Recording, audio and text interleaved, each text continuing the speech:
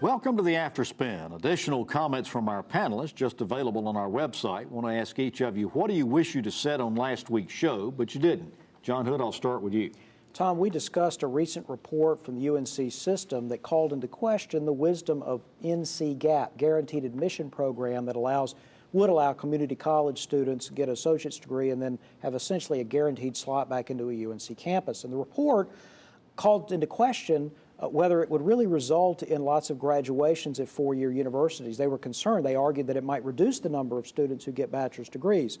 The problem is that the analysis they did was about students that went into the system before the community college and university system had an agreement to make it easier, a reciprocity type of agreement that allowed the community college credits to transfer more easily. So really the debate is, should we wait and see what that system looks like a couple of more years, or should we proceed with NC GAP? I'm hopeful that whatever people decide, that we continue this process of allowing students to attend a lower cost and often equally good education at a community college, rather than simply trying to prop up enrollment in the university system. That is the wrong decision for the taxpayers and the people of North Carolina.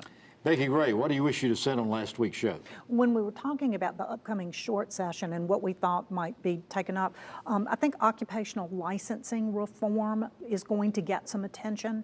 North Carolina has some of the most restrictive laws about occupational license. We require a license for more occupations than many, many states do.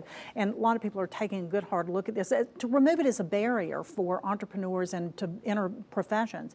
There's a bill that's working its way through an oversight committee that would sunset about 20 of the occupational licenses and also set up a study to continue to look at that, to reform that system. So again, there aren't burdens and barriers to people to enter professions that they might want to pursue. Joe, what do you wish you'd have said on last week's show? Several months ago, we got involved in major surgery. And at the very beginning, when it was recommended, we asked for our own budgeting purposes about how much is this going to cost us out of pocket.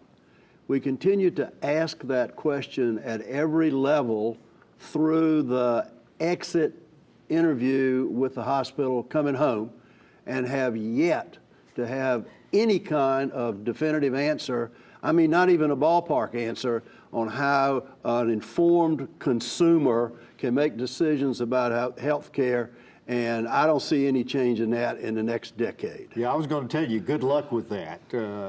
In the mail, at some point in the near future, you're going to get a bill with multi-thousands of dollars in charges, and then you owe That's right. a fraction of that. It's absolutely amazing that you can't get 5, 10, 15, 20, 30, 40, 50% guess about what your out-of-pocket expenses are going to be in the 21st century. Yeah, this is maddening, there's no question about it. Chris, what do you wish you'd have said on last week's show? You asked Joe at the end of the discussion about Medicaid reform about the chances for Medicaid expansion. By the time this General Assembly adjourns, it may well be 33 states in the United States that have expanded Medicaid under the Affordable Care Act. A significant number of those have Republican governors because they have gotten waivers from Washington. Governor McCrory has said on numerous occasions he'd be open to the idea if Washington would approve a North Carolina plan. I think you're going to see increased pressure on him to come up with a North Carolina plan and then see whether or not the Obama administration approves it. It's easy for him to talk about it, but he still hasn't come forward with a plan. I think you're going to hear a lot more clamoring about that this summer. Are you suggesting that if North Carolina could get a waiver, that our legislature and our governor might Well, the governor has said if he could get a North Carolina plan, he would recommend it. The legislature is another question, but I think we're going to see a lot more discussion about that this summer. All right. Well, thanks for watching the After Spin. We'll have more video all during the week on ncspin.com.